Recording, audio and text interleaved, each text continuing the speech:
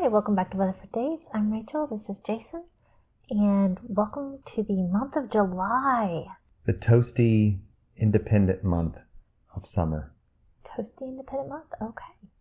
Well, we're going to get toasty in our new series. No, that's just dumb. Okay. We're going to warm you up to this series that has been around since the 80s. Was it the late 80s that this came out? It's been going on all throughout the 90s. It's a fantasy series. Yeah. So we are going to, this month, delve into the world of the Disc, into the Discworld. The Discworld series. Yes.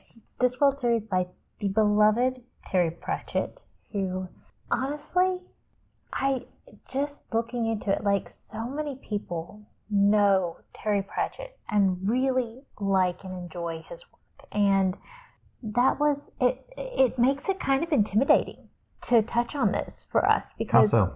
Well, we're not experts in any way. We don't do huge, big presentations full of, scripted stuff that just comes out beautifully. And there's so many people that have done that. But this is just going to be a discussion and our thoughts on it. So I had the Discworld, the GURPS Discworld role-playing game at one point, but I never played it. I just used it as you flip through the pages and it was just great to look at. But that's what those GURPS books are. It's just really fun to read. I think that the Discworld series and Terry Pratchett just in general is one of those that when you read these books, you feel smart. And it's an interesting thing that happens. I think that, in a lot of ways, I think it's a British effect. It is very British. A lot of the times, like, British writers just tend to write in a way that challenges you mentally. It's a thing. And there is a British, the fact you just said about the British authors, like comedy authors, I'm thinking of course, Douglas Adams. I'm thinking of the guys from Monty Python. And also I put them in the same bowl with Terry Pratchett. The thing that they do is they take the steam, I won't say exactly the phrase, but they take the steam out of a situation. If somebody says, oh, there's the monarchy, they're like, oh, well, we're going to comment on that and we're going to make fun of it. And it's a way of it's a kind of this droll kind of, sarcastic kind of humor that's, I don't know, it's not bad-natured or mean-natured, but it can be seem that way sometimes, I think. But it's kind of a way to take things down a peg, even if it's something as bad as genocide or something, just or religion or something, just knock it down a couple. I think to the American British humor, just that dry wit tends to be very fascinating. It's just something the Brits do so incredibly well. But yeah, we're Doctor Whovians, so we relate to that. There's a lot of British humor that I've watched over the years, and so this kind of appeals to me. But at the same time, when we're going into this Discworld series and examining that, it's fun and it's humorous, but it makes you think. But at the same time, we're Christians. Yeah. And so, going into this, it was kind of this idea of, well, what are we going to do with this? Because, you've got J.R.R. Tolkien and C.S. Lewis who created these fantasy worlds, and, God and the concept of God was something that's very easily found. MacDonald as well. Right. But MacDonald was more, we're talking about epic. Mm-hmm. We're talking about epic kind of. And then you've got Terry Pratchett, who created a world, and even though it's comedy, he takes the world very seriously, and a lot of his readers take the world very seriously, and there's a lot of depth to be found in the themes that he explores, but he very much kind of left the Christian God out of it. He has a very humanistic worldview. And so there is a challenge there to see, what can we learn? How can we find God in the Discworld? can we? Can we? So, Well, first off, every fantasy stories or any science fiction, any kind of series at all, it's shaded with the paintbrush of the author. And so you can't help but put a little bit of yourself in the world. C.S. Lewis, you can see it. Tolkien, you can see it. MacDonald, you can see it. But what do we see when we see Terry Pratchett? I think he's an atheist. He would like to be an agnostic. I can't, but I think I get that vibe from him that he's an atheist. Of course, Douglas Adams was as well, and I'm still entertained by him. There's some, great bits of humor with that. But at the same time... But it definitely shades his writing. What did you say? You had a quote about the author. You said Discworld has an author. It's me. But this world doesn't have one. Oh, yeah. He was talking about the world that he had created versus the actual real world. And he said, that Discworld had an author, whereas our world doesn't necessarily. And it was like, oh, well, see right there. Because as Christians, obviously, we do believe that our world has an author. But in a humanistic worldview, we tend to put ourselves as the author. So I think that and yet it is fascinating because the very idea that he presents in the Discworld is that, this is a flat world with the oceans continuously pouring out. It's held up by 4 elephants who are standing on the back of a giant turtle swimming through space. Like a sea turtle. Right. And it's the great Atuan.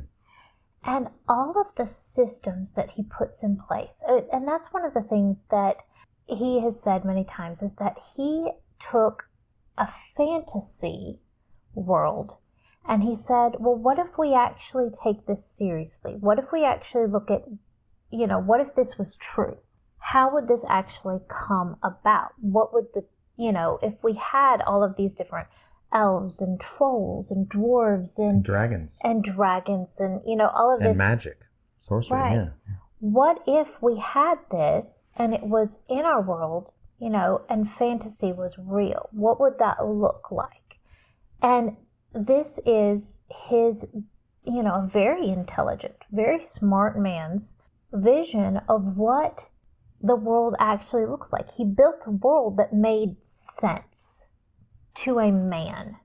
And I think it's actually one of, if we look at the world, you look at humans for a very long time thought that the world was flat. He's based a lot of these things. Some pulled still them do, on, but let's not talk about yeah, but he's pulled it, on, well, it just makes sense. You have, in the Discworld, you have the sun rose, and, the sun revolves around the earth in one day. Well, that's what humans thought for millennia, right?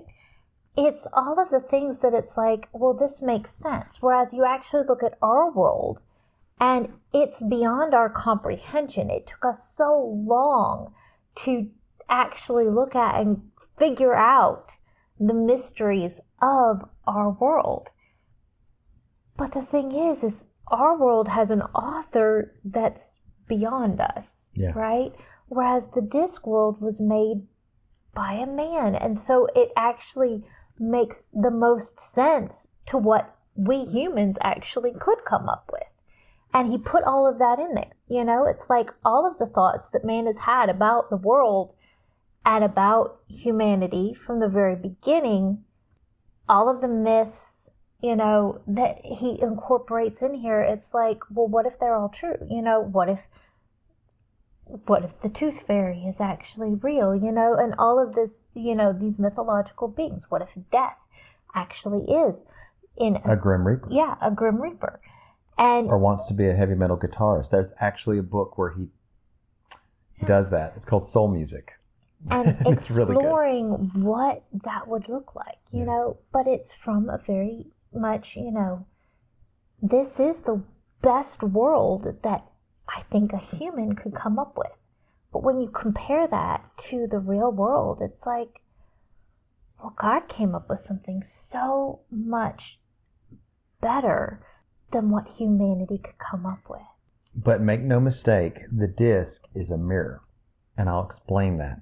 the disc is a mirror because certain civilizations and certain countries and certain things like monarchies and academics and historians, they all exist on the disc. They all exist in the disc world.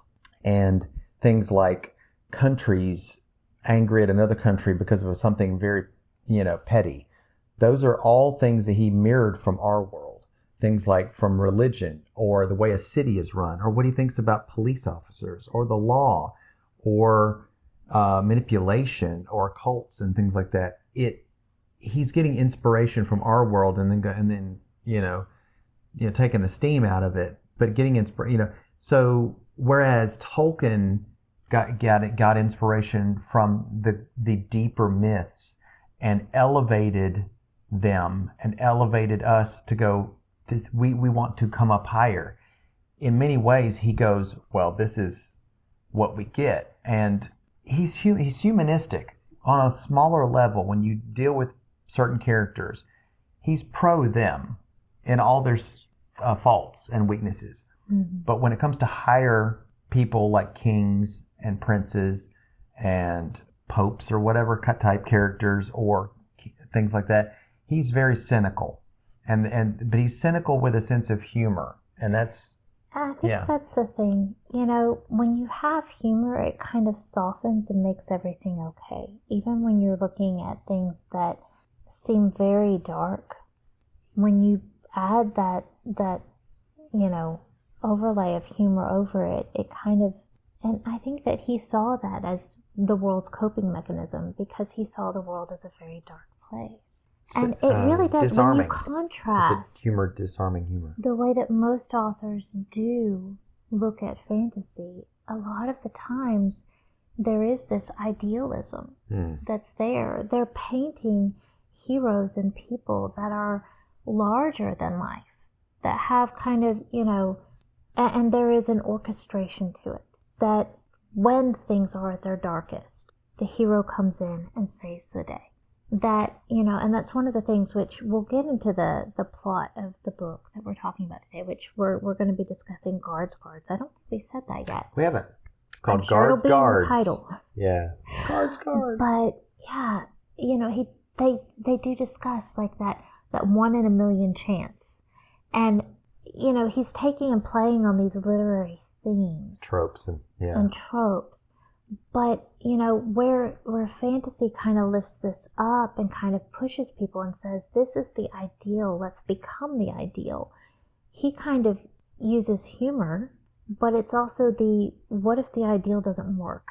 Yeah. And you have somebody that thinks they're going to be the hero and they come along and then it ends up where they're not actually the hero at all. And yet, through the most absurd series of events, things still end up turning out somewhat okay, but it's somewhat okay in probably the most not okay way that okay could happen. Right. It's the law of narrative causality. If you are somewhat genre savvy about what you're in, even it's the 1,000,001 chance. There's a part in the book where it mentions this, and they actually find out they have maybe 100-to-1 chance. Well, that probability in our world is like, that's not too shabby. That's worth gambling over. And they said, no. It's in the stories, 1,000,001 chance is the one that works. And I mean, Star Wars. Anyone? I mean, I could mention tons of different things where, that shot was 1 in a million. I mean, that's from Star Wars. So that's, at the end of that. So there's that narrative. It's almost like they understand the tropes subconsciously, and so they're working with them. But Terry Pratchett also makes a joke out of it too. Well, let's go ahead and get into the plot, just in brief.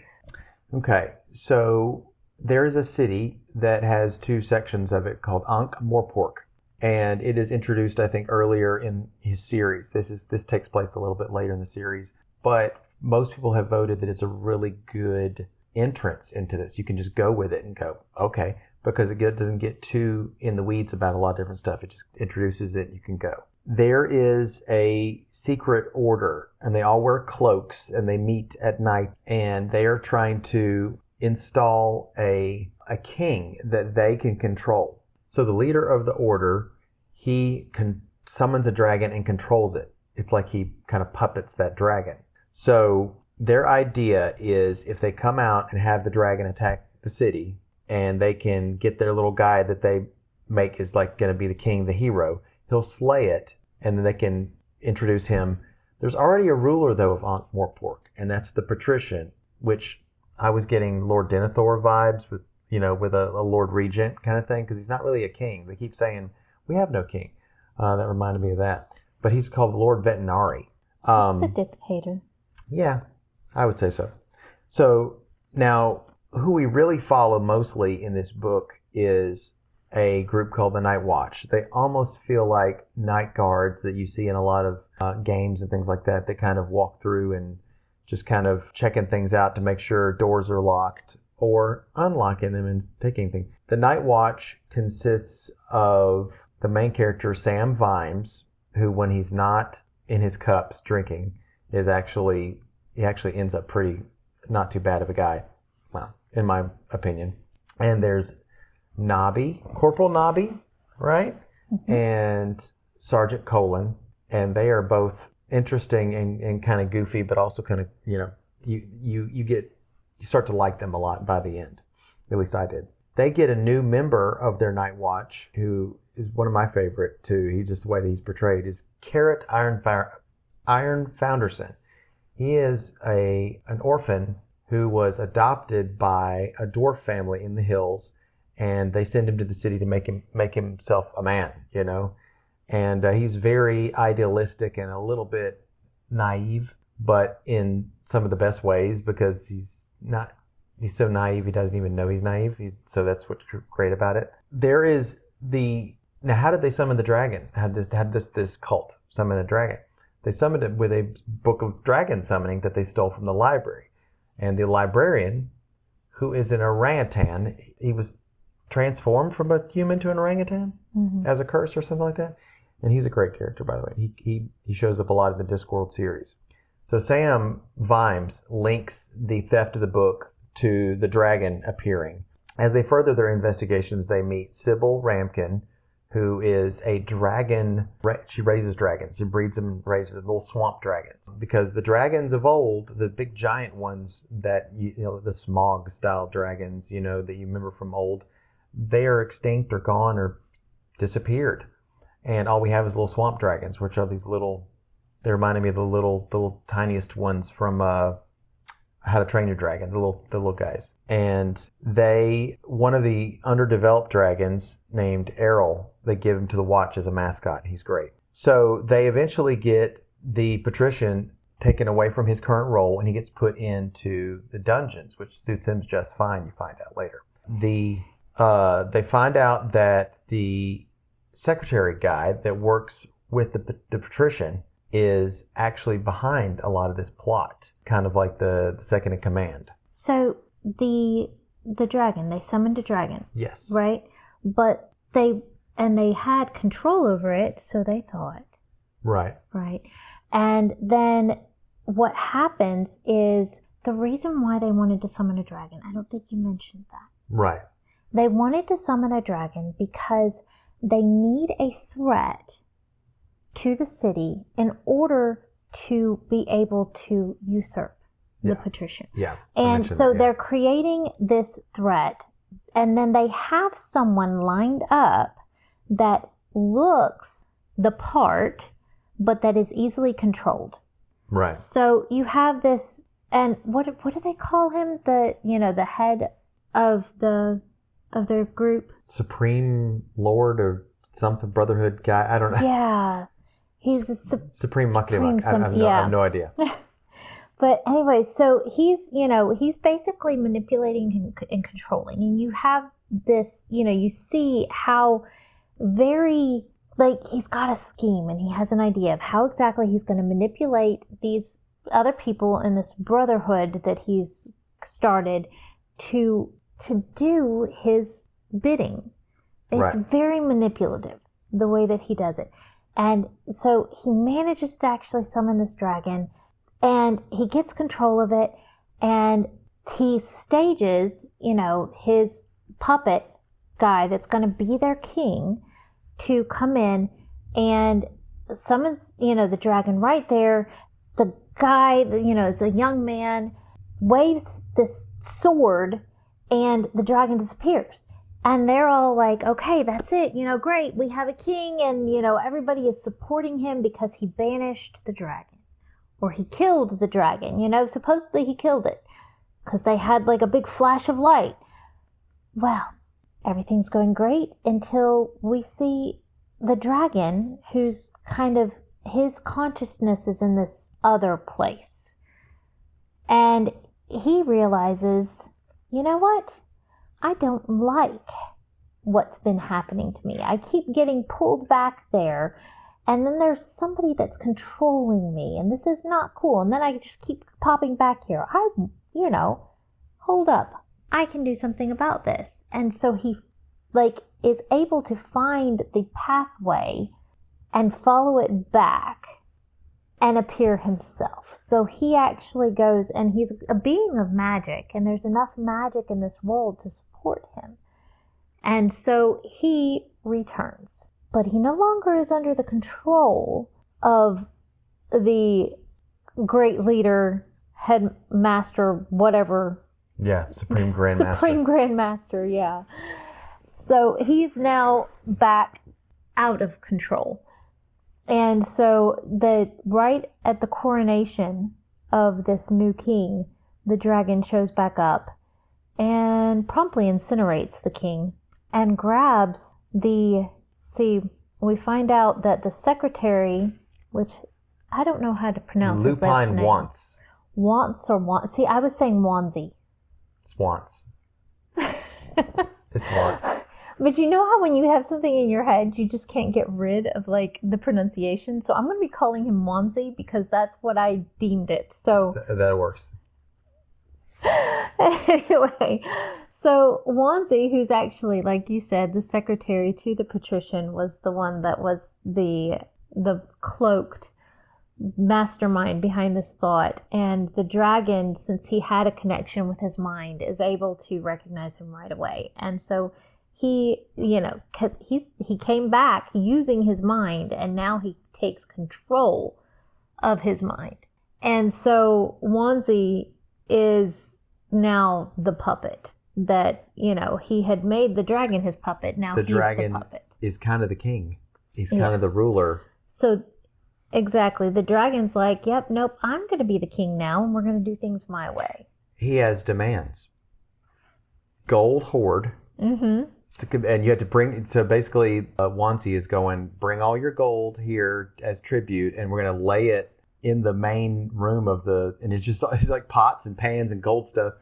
And he also wants to eat people, but no, virgins? He wants a virgin. He wants a tribute once a month. That's all. Just once a month he needs a virgin brought to him. Well, it's either, and they do talk about that, it's either one woman that you don't even know, young lady you don't even know, or everyone get destroyed. So it's like, all of these plot points, you see this kind of, there's this conversation about it, of how people are going to react.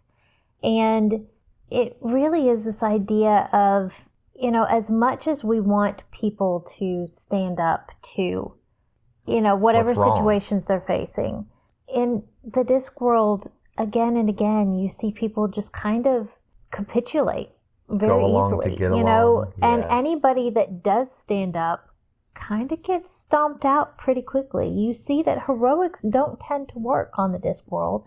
You have a man who actually, it was the father of 3 young girls, who is like, no, we can't let this happen. And so he tries to raise a protest. And you also see, which Captain Vimes has been fired by Wansi, and he's kind of discouraged and everything. And then you see the other 3 that are trying to keep going in his absence. And oh goodness, Colin and Nobby and Carrot, those are the 3, and they're just they're a they're an interesting bunch, but they're trying to still fight against this and figure out some way. Whereas you kind of see everybody else that's just really, they're reacting. But the watch, the guards, they're trying to actually do something, and they are the definition of underdogs. Right. They are and you can see that Pratchett really roots for the underdog. But you have this moment where Vimes goes, "Not in my city." Yeah. And it's like, and yet he still doesn't know what to do with that. And he's still faced with his own view of himself is very, he knows he's not a hero. He knows he doesn't have capabilities, and yet he's gonna try anyway. And throughout the book, he hangs out a lot with Sybil Ramkin, and she's a great character. She breeds dragons. He starts to get to know them some more. He reads up about them and how their bodies work and how they process, what they eat and the chemicals. And it's very scientific how it goes about it. It's funny, but she is definitely somebody that she doesn't take any guff, but she's very encouraging. She's inspiring. And that's also kind of it's a stereotype turned on its head. Yeah. Right? Because Lady Vimes is not the delicate, beautiful maiden that most people would, put as the heroine in their story or the love interest. And, she does end up being the love interest, but she's also huge and sturdy.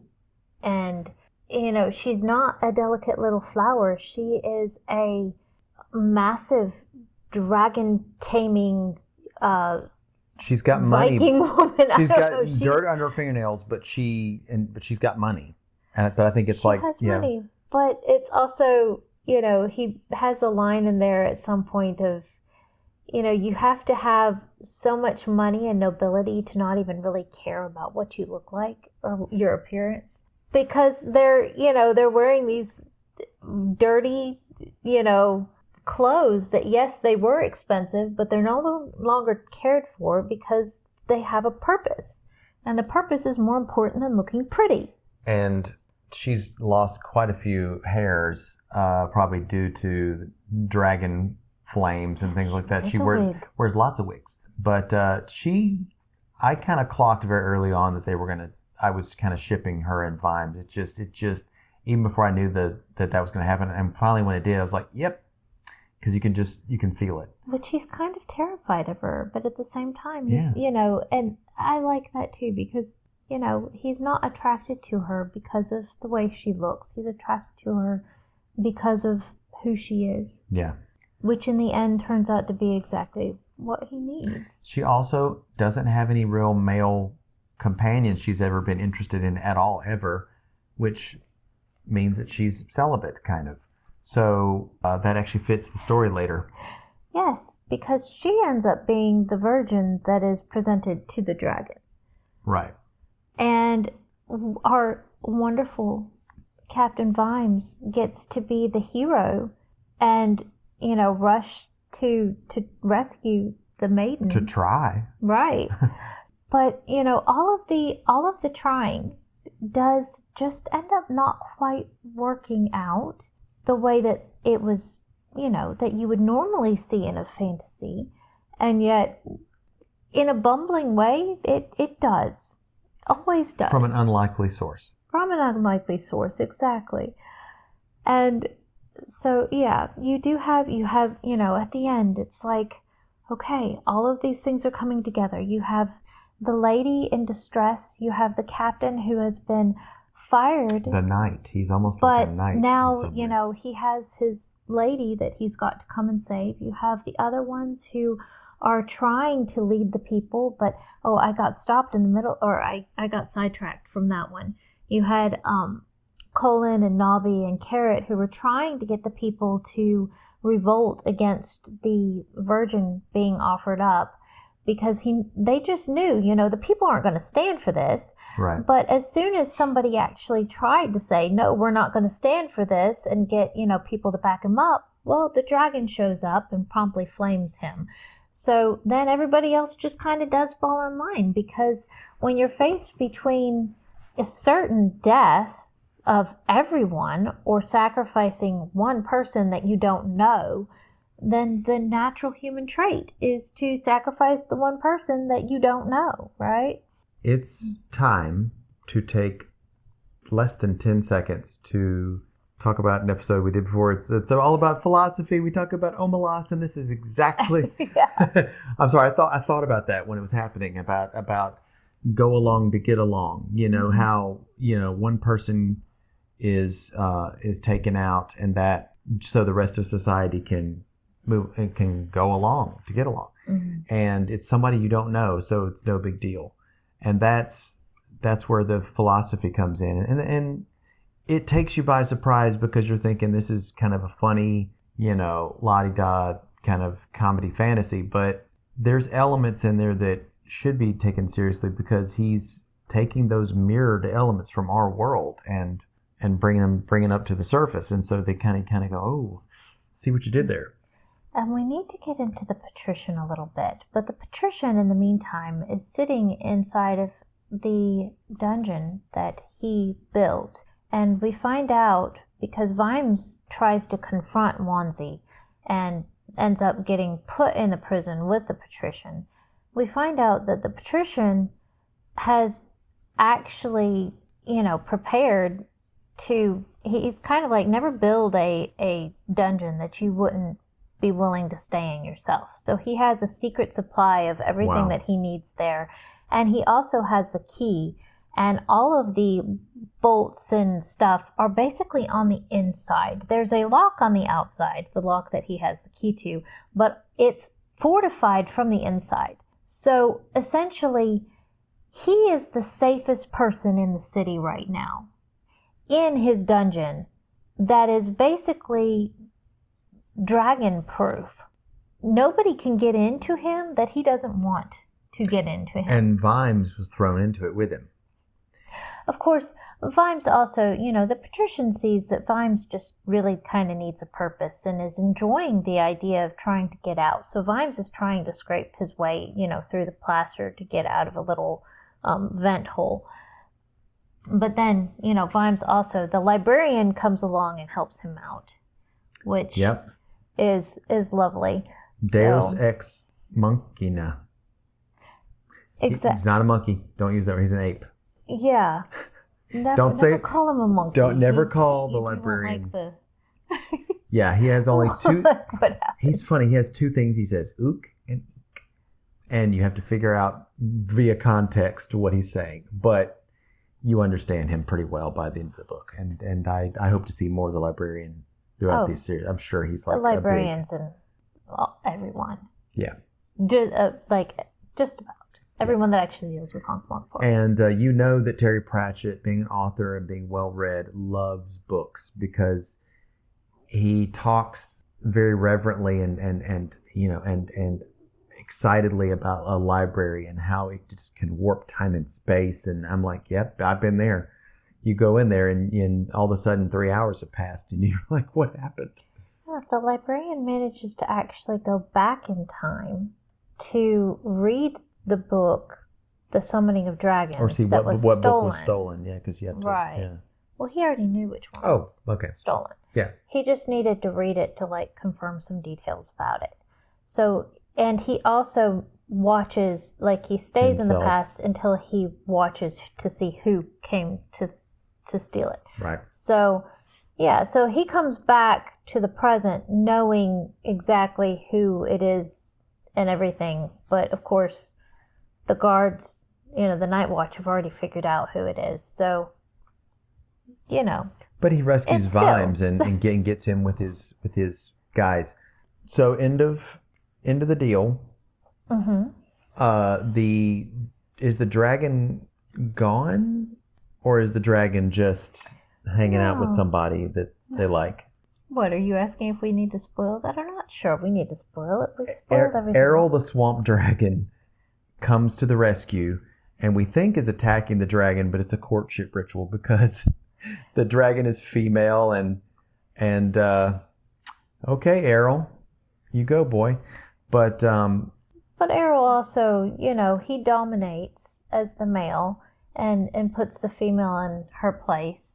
And it's kind of like, no, they're off limits because Errol has been a pet of the guard and he doesn't want, and also, Lady Sybil, who the dragon was going to eat, he's like, no, you're not going to mess with them. And he straightens her out.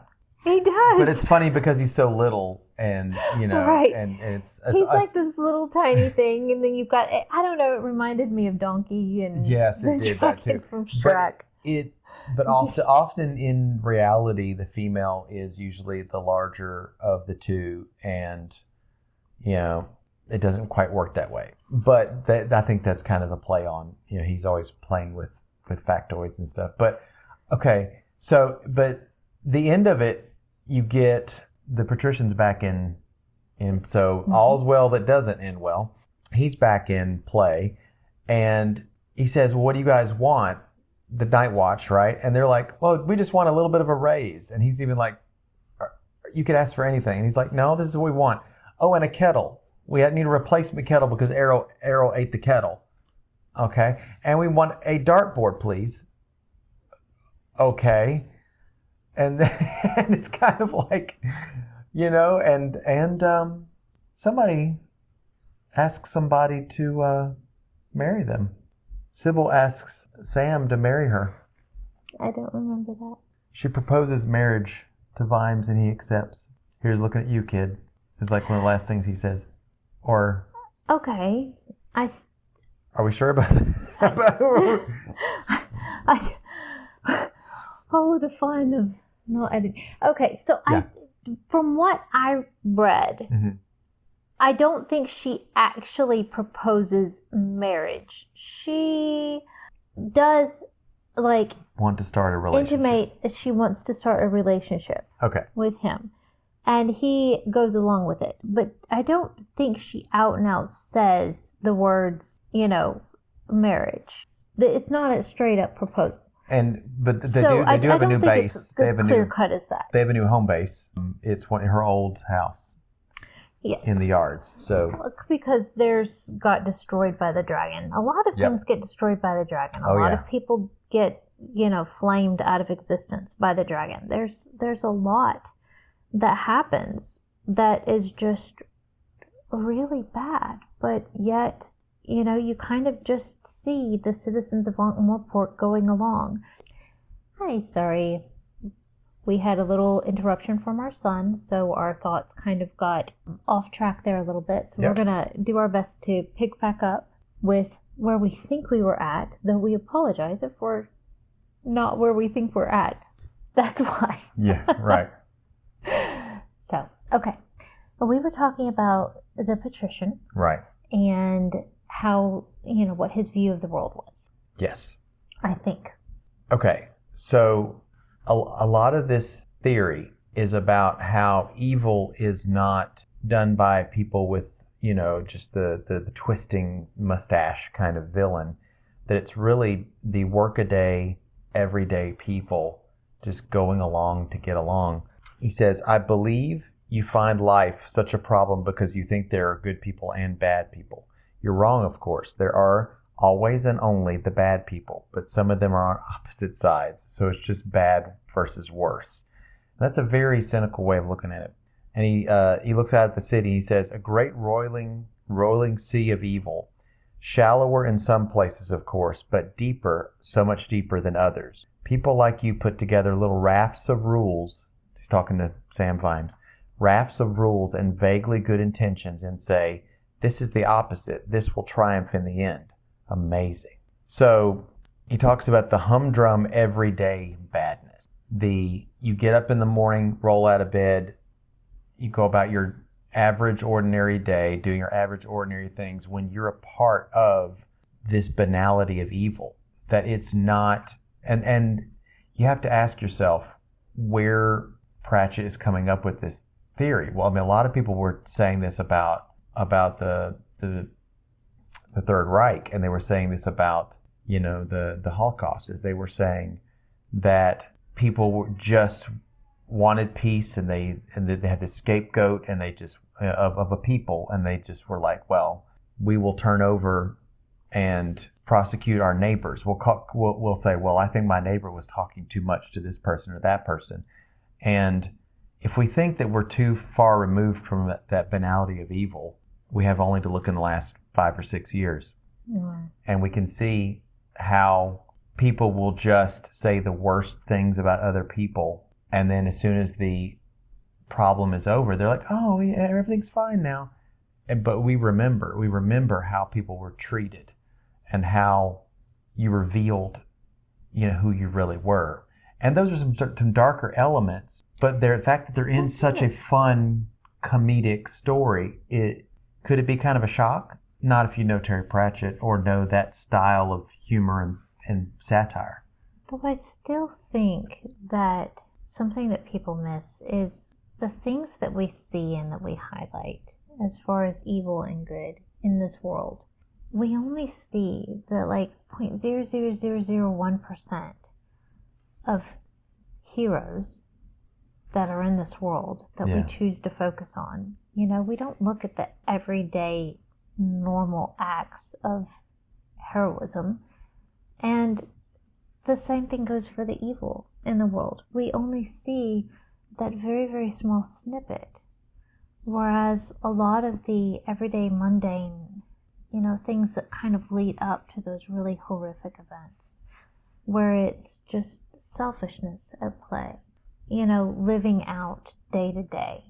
You just want to be on time to work, and you don't care that you cut somebody off because my life is more important than theirs. And, subconsciously, that's the way we carry on. Is a lot of times the evil we kind of do inflate and we focus on.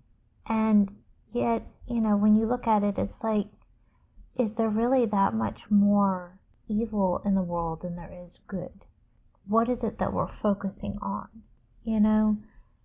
And yet we know, from the Christian perspective, we know that the natural tendency of man is to evil, and that it's only through the redeeming nature of God that we are able to be self-sacrificial, to have those moments of good. And yet it's something that we all kind of aspire to. It's all something that we all fail at, because even if it were up to just, a balance of have we done more good than we've done bad, that's not what we needed, and God made that clear. It's like it's not just the books. Can it balance out? It's can you be completely good, because that's what is required for heaven, right? So, but I think that when you look at it from this humanistic worldview, you get this idea of, well, there's bad, and kind of everything is bad, is what the patrician's saying, but then you have the other side that's saying, but at the same time there's good, and that's where you get kind of the hope from in this worldview, is that, well, just because one person is seeing everything as bad doesn't mean that, it's just what they're looking at.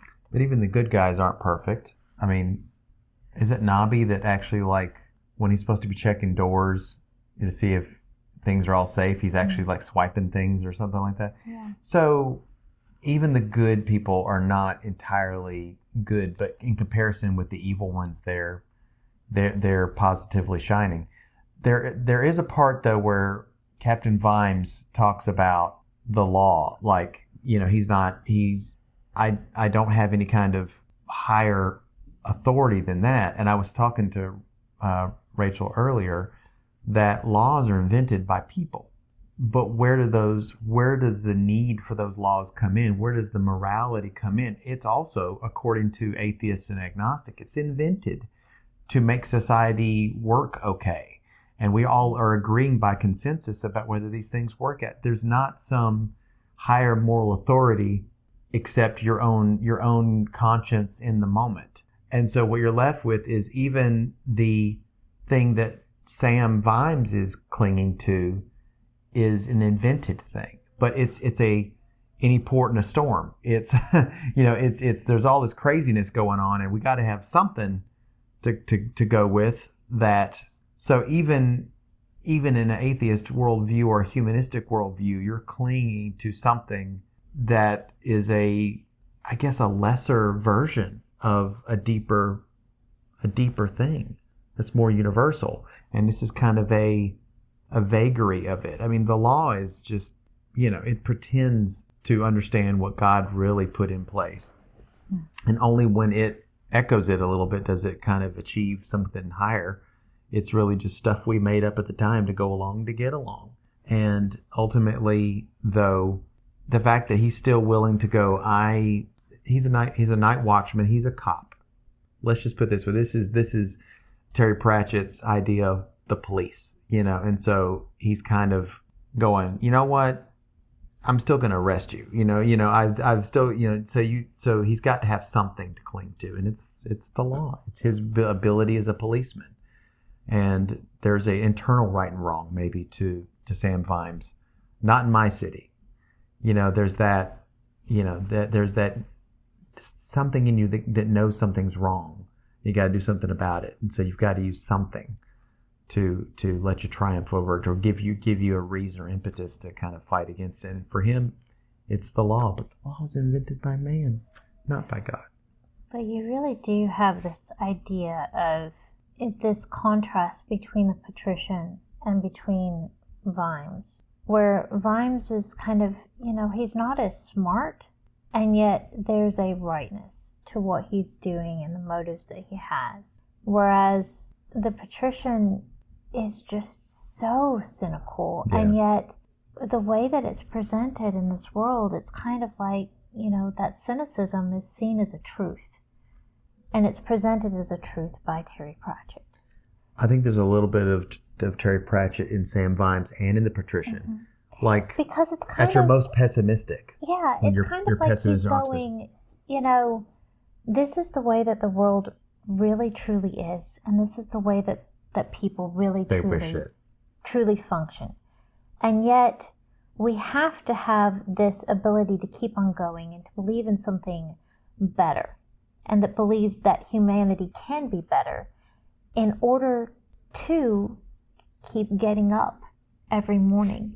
Yeah. And that's one of the lines that, when Vimes and the patrician are talking, that he's like, you see it this way, and yet you still get up every morning.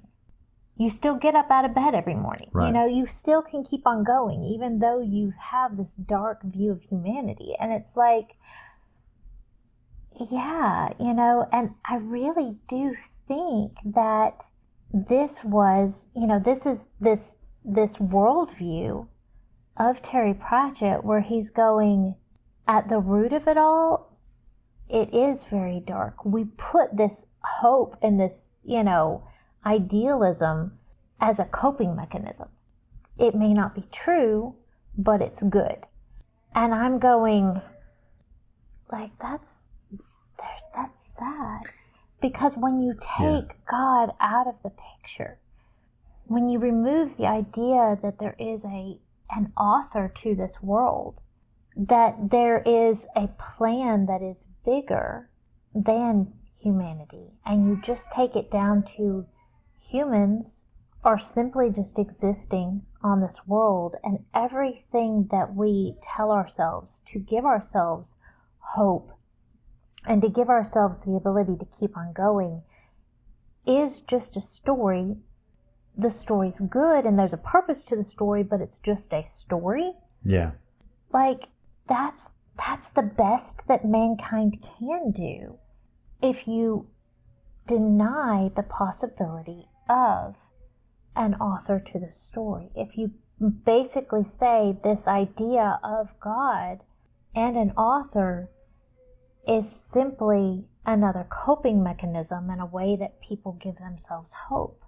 Like, it's such, I think that for an intelligent man, this is the highest that they can go. This is the deepest that they can go. If there's an ultimate good, it's human invented. The bottom line to that philosophy, that humanistic philosophy, is they feel really good about having delved out and figured out the universe and how humanity ticks, but it's sad. But I'm kind of going, He's seeking, though. Terry Pratchett is seeking. Yeah. I think he wants, and a lot of people want this thing, this higher thing, but this higher thing ends up being humanized into our higher morality, and even the awe that you see when you look at the universe. He doesn't quite get divine. Think that somebody that actually believes that the hope is real and that God is real are simply just not smart. They're not as smart as he is to realize that it's all a coping mechanism and that your hope is actually false. What you're basing your life on, is not true. It's a construct. And it's like, well, you feel so very smart, don't you? And that's the end of it. Is like you have placed your intelligence as what you worship. That it's become your God. Your intelligence and your feeling that you have figured everything out is your God. We all worship something, don't we? But with that all being said, we're not going to get to the bottom of Terry Pratchett's worldview and to the end of Discworld in this episode. This is a beginning. This is an introduction. Right. So this is elephant number 1. We're not wrapping up here. We're going to hit a pause. We have 3 more elephants to go. I'm sorry, I just thought 4 elephants. No, go ahead. All right. So if you have made it this far, thank you again. I'd love to hear your thoughts. Have you read Terry Pratchett? What do you think of him? If you've actually read Terry Pratchett and you've stuck to the end of this rambling little philosophical discussion, amazing. Because I have a feeling that most people that actually love and have read Terry Pratchett will have already clicked off by now. So if you are one of those, love to hear your thoughts. What do you like about Terry Pratchett? What do you not like about it? And we're going to get back into the discussion because, we're all about finding God in all forms of entertainment. So we're going to keep digging into that the rest of this month. We hope you will join us back. Any final thoughts? No, our next book, it tail ends on that discussion we just had about gods and religion in the mind of a fantasy author who has a sense of humor about it all. Can we find a sense of humor about the fact that we are religious individuals? And can we find something in that, to some nuggets of wisdom, or can we have a good viewpoint on it? I think so. I think it's always good to understand what somebody that kind of thinks diametrically opposite to you, to figure out how they think. Yeah. And, in that, being able to kind of come to understanding my own viewpoint more, and hopefully being able to find a way to persuade someone to my point of view. Find a bridge. How do you find a bridge? Yeah. So again, I hope that you will join us next week. We'll see you then.